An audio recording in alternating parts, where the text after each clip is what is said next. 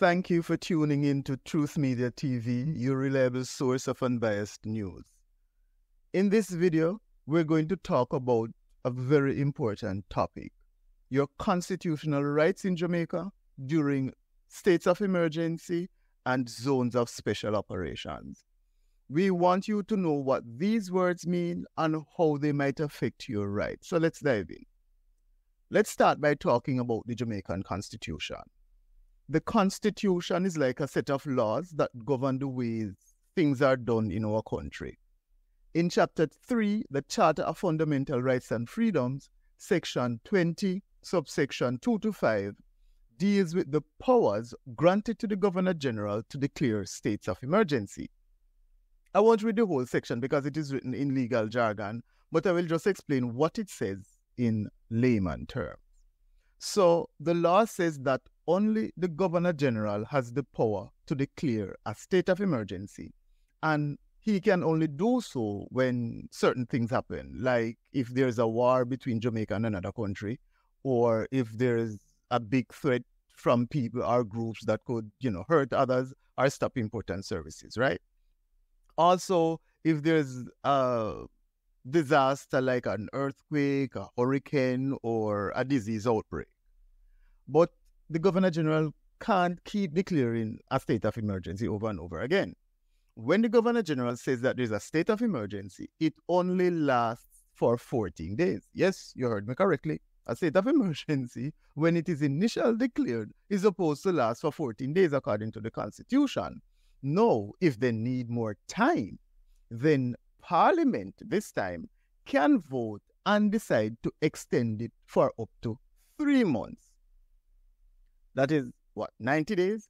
And if they need more time, then, they can keep voting for 3-month extensions. So essentially, the Governor-General declares the state of emergency that is supposed to be for 14 days. And if the emergency still exists, then Parliament can vote to extend it for up to 3 months and so on, right? However, the most important thing that you need to keep in mind is that even when there's a state of emergency in effect, your constitutional rights are not automatically taken away from you. Now let's talk about the law reform, zones of special operations, special security and community development measures. Yes, that is literally the title of the law, right? Very long. But we call it the ZOSO Act, right? The purpose of this law is to set up specific areas within the country where actions can be taken to address urgent problems of crime and violence that are disrupting the activities of law-abiding citizens. The ZOSO Act is similar to a state of emergency in that it does not take away your constitutional right. So regardless of what is happening, it is important for you to know that the government must respect and protect your fundamental rights and freedoms. These measures are meant to keep us safe, not for the government and the security forces to come in and take away your rights as a citizen. Unfortunately, there have been incidences where some people believe that their rights were not respected during these zones of special operations. And there have been complaints about the police and military making unfair arrests and searches. It is critical that we address these concerns and make certain that those in authority are held accountable for their actions. Now let's talk about when the police can stop someone and search them. To start as ZOSO, the Prime Minister works with important advisors like the Chief of Defence Staff and the Commissioner of Police. They then decide if an area should become a zone of special operations, right? Before declaring a ZOSO, they must ensure that the area really needs it. They should look for things like rampant crime, gang fights, escalating violence, and threats to the rule of law.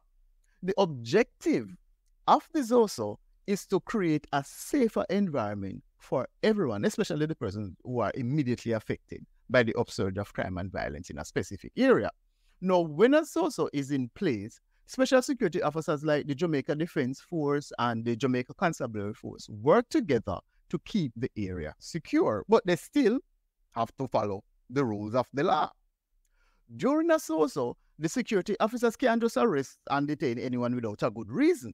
The person in charge, like a major from the Jamaica Defence Force or a superintendent of the police, has to determine if there are proper grounds for arrest or detention. So they can't just see you and arrest you just because you live in the area that they have declared a zone of special operation. They can't do that. No, about detentions. If someone is arrested, right, they have a right to know why. They should be brought before a justice of the peace within 24 hours. The justice of the peace then decide if the reason for the arrest is justified.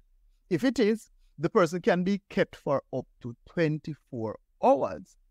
If not, they should be released right away.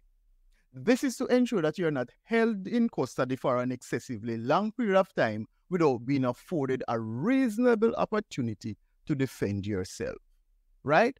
Nevertheless, police not generally follow the laws. It is really, people have complained that there have been occasions when their constitutional rights have been disregarded during these zones of special operations. Now, with respect to searches and seizures, if security officers need to take someone's vehicle or their belongings, they must give the owner a receipt and a list of what was taken. So they can't just search your stuff and take them away without good reason and without providing you with a list of all the things that they took. If this happens, then they would have been in breach of the ZOSO Act.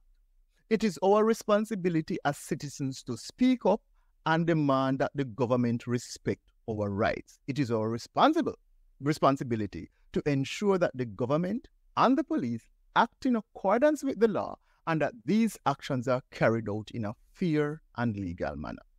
If the police violates people's rights during these states of emergencies or zones of special operation, you have the right to go to court and argue your case. All right, go to court and argue your case. Now, here's the problem. In Jamaica, it can be really expensive to get help from the law. We all know this as poor people. Going to court costs a lot of money, and there are already so many cases for the judges to handle. This means that it is hard for regular people like you and me to get justice when our rights are violated. Here's the important bit. It is important that the government don't just declare states of emergencies or zones of special operations without setting up a special apparatus for protecting the rights of citizens.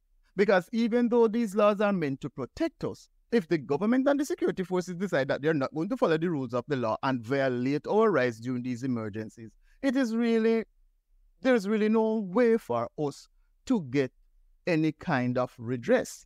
And so that is why I am using this video as an opportunity now to demand that the government of Jamaica make changes to the ZOSO Act. We want the government to add a special group of judges or justices of the peace who can review all searches, arrests, and seizures. They will check to ensure that the security officers who are operating during these special circumstances have followed the rules and they did everything legally.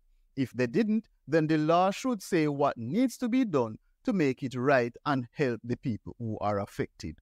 The same should happen in states of emergency. Right now, the government can keep extending them for a really long period of time, like we saw during the COVID-19 pandemic.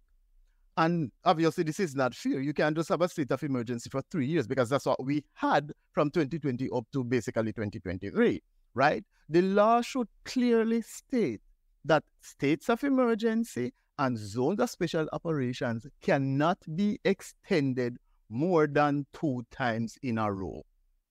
That is the amendment that we want the government to make to the Constitution, because states of emergency comes under the Constitution. And then 2, the ZOSO Act, which deals with zones of special operation.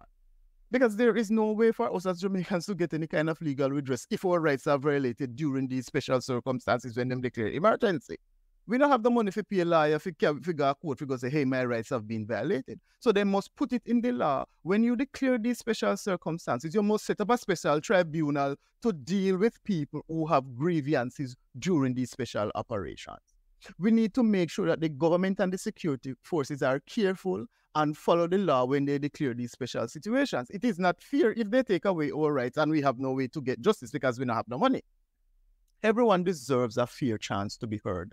And the government, having regard to the special circumstances of justice for Jamaicans must put in the law mechanisms for Jamaicans to get immediate justice when these special conditions exist.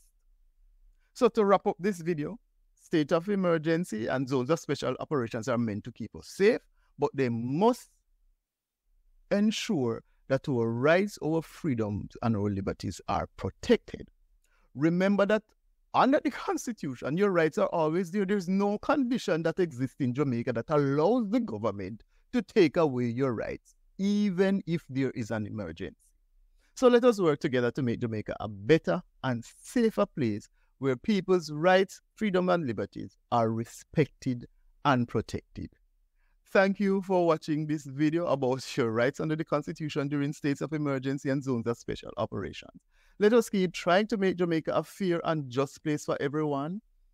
Thank you again for watching. Please remember to like, share, and subscribe. See you in the next video.